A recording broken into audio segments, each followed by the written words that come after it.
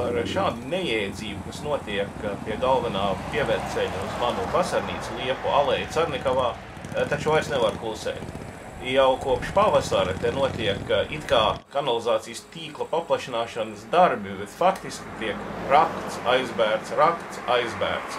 Varētu gandrīz iedomāties, ka te ir nodibināta kāda eksperimentālās kanalizācijas stacija, kur vienkārši izmēģina vienu risinājumu, otru risinājumu, izroka, sabanda, aizber, atkal atrok, izņem, rosās te nemitīgi, ceļš ir nobloķēts, vienmēr jābrauc par kaut kādiem apvedceļiem, lai tiktu pie vasarnīcas, lai gan galvenais ceļš Liepu aleja jau ir it kā noasfaltēt, it kā darbi būtu pabeigti, bet izrādās, ka nav. Izrādās, ka kaut kas atkal ir salaists dēlī, šeit tāda mistiska mašīna tvaiko cauri dienu.